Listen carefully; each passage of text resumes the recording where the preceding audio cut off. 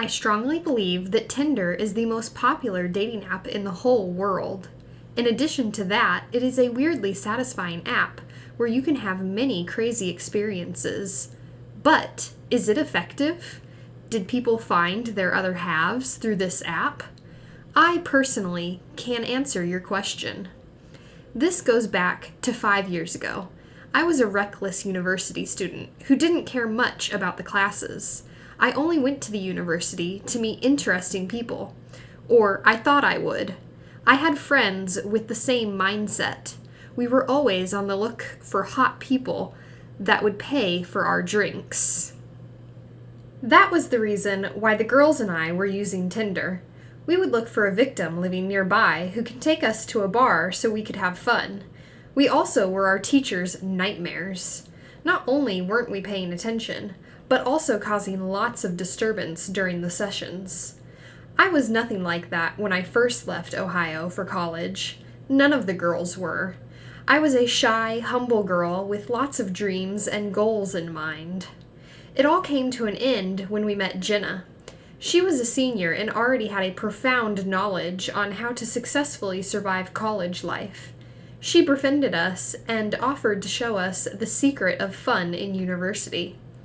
Day after day, the influence that Jenna had on us became obvious, and in a matter of months, we all were a slightly different copy of her. We were worse than Regina and her gang from Mean Girls. We made fun of people, tricked some of them into joining our cool squad just so we can take personal advantage of them. Fooling the students of our university became old news and was no longer fun. That's why we had to look for a new way to meet our victims. Tinder was the exact solution we were looking for, as it would give us the chance to meet a nearby guy who would kill to hang out with a bunch of hot college girls. Our plan worked over 100 times, and every night we would hang out with a different person or people who would pay for all of our meals and drinks. That's how we spent our days.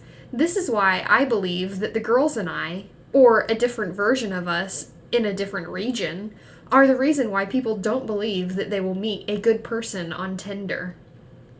One day, while I was looking for a potential victim, which became a routine for me, I found the most unexpected person on Tinder, and that was Mr. Woods. Mr. Woods is our 28 years old professor. He was the youngest among our professors and also the hottest. Many girls tried over and over to catch his attention, but he never responded as he was devoted to his job and would rarely look our direction. This made it even more shocking for me to find him on Tinder, because he seemed uninterested in dating or meeting someone. Or maybe he was just simply trying to meet someone out of his workplace, which is very understandable. As I was going through his profile, the door to my room flashed open, and an excited Jenna came in. She gave me a hug and sat next to me. Throwing a glance at my screen, she realized that it was Mr. Woods' profile. Without a warning, she took the phone from my hand and swiped right. It was a match. Mr. Woods swiped right on me, too. You should always learn how to take full advantage of whatever the fates throw at you, Elisa. She gave me a smile and then left my room. It took me a minute to process what was happening. I matched with Mr. Woods on Tinder. He probably didn't know that I was a student of his. That's why he added me. I was hesitant as to whether I should text him or not, and then I started thinking of all the things that might go wrong. My thoughts were interrupted by a buzz coming from my phone, signaling the arrival of a new message. It was a message from Mr. Woods, or should I say Jason now. It was a generic greeting with a smiley emoji. Who knew that serious people also use emojis?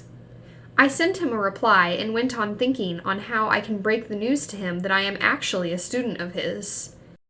Jenna told the other girls about my match, and they all encouraged me to have him hooked on me before I tell him that I am actually a student. Their idea was that if he's attached enough, he wouldn't mind it. Of course, they were encouraging me because they saw their benefit from this.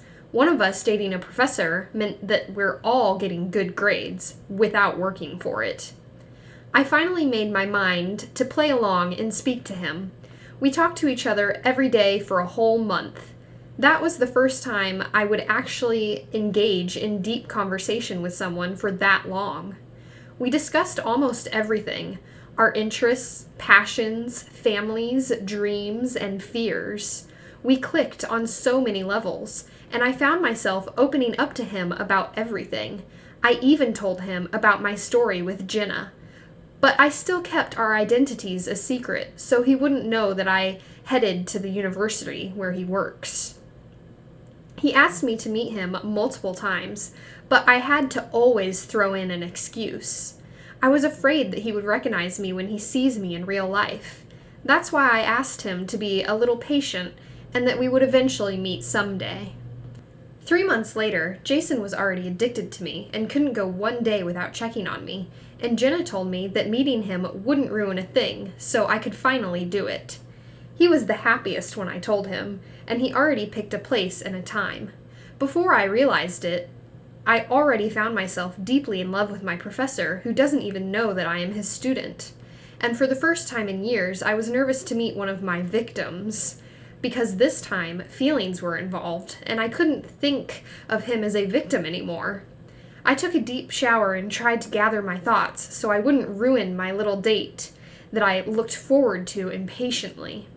I dressed myself in the best outfit I had and put on my makeup. Rebecca, one of the girls, helped me do my hair. A few hours later, I was ready to go. I took a last glance at myself in the mirror and then went on my way to meet Jason. I arrived at my destination and saw him waiting for me, seated in one of the tables. He looked even better looking when I saw him out of the university. I greeted him and took a seat. He didn't seem to notice, and I realized it was because he focused more on his teaching than his students, which made him 10 times hotter. We talked and laughed a lot, and I loved every single minute of our date, until he asked me about my studies. That's when I decided to tell him the truth. I was thinking that the worst case scenario would be me denying that I recognized him as my teacher since day one. He, surprisingly, took it well and didn't make any weird reaction. He even told me how passionate he was about his job at the university. Fortunately, that was not our last date. We went on a few more dates before he asked me to be his girlfriend. Thanks to him, I became a better student and decided that my life with the girls would not last, and I would regret it later. So I was thinking that breaking away from the group sooner than later was better. Of course, they weren't happy about it, but I found my happiness away from all of the crazy things we used to do. I became a brilliant student, and I had Jason's support all the time. I pursued a great career, and he proposed to me. We celebrated our wedding last year, and we're now expecting a baby. Who knew that scamming my professor on Tinder would be the key to my eternal happiness? Nobody did. But it happened anyways, and I couldn't feel any more thankful.